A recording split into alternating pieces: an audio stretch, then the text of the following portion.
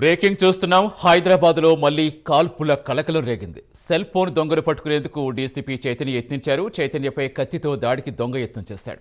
ఈ క్రమంలో దొంగపై డీసీపీ కాల్పులు జరిపారు. తోపులాటలో డీసీపీ గన్మ్యాన్ కింద పడిపోయాడు. గన్మ్యాన్ వెపన్ తీసుకుని దొంగపై డీసీపీ కాల్పులు జరిపారు. డీసీపీ 3 రౌండ్లు కాల్పులు జరిపారు. ఘటనలో గన్మ్యాన్ కాలికి గాయమైంది. చాదరఘట్ ఘటనపై సిపి సజ్జనార్ క్లారిటీ ఇచ్చారు. చోరీకి ఎత్తించిన దొంగను పోలీసులు పట్టుకుపోయారని, ఈ క్రమంలో కాల్పులు జరిగాయని సజ్జనార్ తెలిపారు. పూర్తి వివరించేందుకు మా కరెస్పాండెంట్ కుమార్ జరుగుతున్నారు. కుమార్, అసలు ఏం జరిగింది, ప్రస్తుతం ఏం చెప్తున్నారు అక్కడ? Thank you Satish. హైదరాబాద్ లో ఇదైతే గన్ ఫైరింగ్ మరొకసారి కలకలం రేపిందని చెప్పొచ్చు.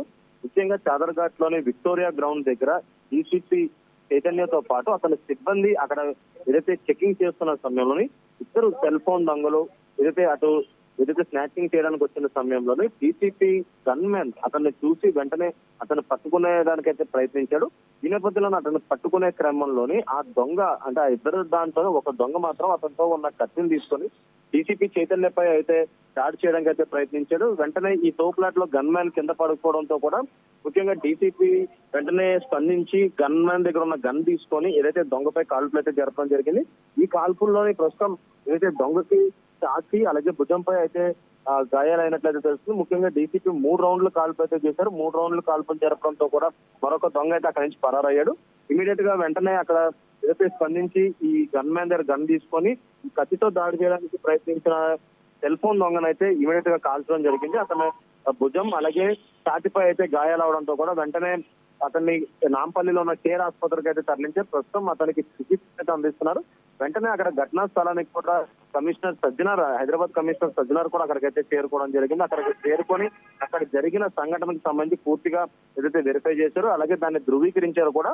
ముఖ్యంగా సజ్జనార్ చెప్పిన దాని ప్రకారం చూసుకున్నట్టయితే ఈ చాదర్ఘాట్ లోని ఏదైతే ఈ చెకింగ్ జరుగుతున్న సమయంలోనే ఇద్దరు సెల్ ఫోన్ దొంగలు అటువైపు రావడంతో కూడా వెంటనే ఏదైతే అక్కడ డీసీపీకి సంబంధించిన గన్మెన్ చూసి వెంటనే పట్టుకునే ప్రయత్నం అయితే చేశాడు. ఈ పట్టుకునే ప్రయత్నంలోని ఈ గన్మెన్ కింద పడిపోవడంతో కూడా ఒక్కసారిగా ఏదైతే డీసీపీ స్పందించి ఏదైతే ఆ గన్మెన్ దగ్గర ఉన్న వెపన్ తీసుకొని ఇమీడియట్ గా గన్ ఫైరింగ్ అయితే చేశారు.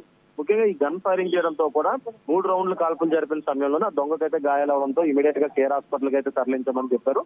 అలాగే మరొక పక్క చూసుకున్నట్టయితే గతంలో నిజామాబాద్ లోని ఏదైతే కానిస్టేబుల్ ప్రమోద్ పై కూడా ఇలాంటి దాడి కూడా జరిగింది. అతనైతే మరణించడం జరిగింది. ఆ తర్వాత పోలీస్ కాల్పుల్లో కూడా ఏదైతే అతను కూడా చనిపోవడం జరిగింది. అలాగే అది మరొకసారి డీసీపీ స్థాయి అధికారిపై ఏదైతే సెల్ ఫోన్ దొంగలు ఏకంగా కత్తితో దాడి చేయడం కూడా మనం అయితే చూడొచ్చు. దీంట్లో పోలీసు రక్షణ ఏ విధంగా ఉన్నది కూడా మనం చూడొచ్చు. ముఖ్యంగా పోలీసులు ప్రజలు రక్షించడానికి ఏదైతే తమ ప్రాణాలు సైతం ఏదైతే అడ్డుపెట్టి మరి రక్షిస్తారు, కానీ పోలీసుల ప్రాణాలకు మాత్రం లెక్కలేదని చెప్పొచ్చు. ఎందుకంటే ఉదాహరణకి ఇప్పుడే చూసుకోవచ్చు, ఈ రోజు జరిగిన ఈ సంఘటన సాయంత్రం 5 గంటల ప్రాంతంలో అయితే ఈ సంఘటన చోటు చేసుకొని చాదర్ఘాట్ విక్టోరియా గ్రౌండ్స్ సమీపంలో అంటే అక్కడ చాలా రద్దీ ప్రదేశం అని చెప్పొచ్చు. ఆ రద్దీ ప్రదేశంలో కూడా ఏదైతే దొంగలు పోలీసులపై ఇలాంటి దాడులు చేయడం కూడా చాలా అమానుషం అని చెప్పొచ్చు. ప్రస్తుతం పోలీసుల్లోనే ఎవరికి ఎటువంటి గాయాలు అయితే కాలేదు. ప్రస్తుతం ఆ దొంగను మాత్రం కేర్ హాస్పిటల్లో చికిత్స అందిస్తున్నారు. అతన్ని చికిత్స అనంతరం అతన్ని అదుపులోకి తీసుకొని ముఖ్యంగా ఏదైతే దీనికి సంబంధించి అతను అదుపులోకి తీసుకున్న తర్వాత దాన్ని పూర్తిగా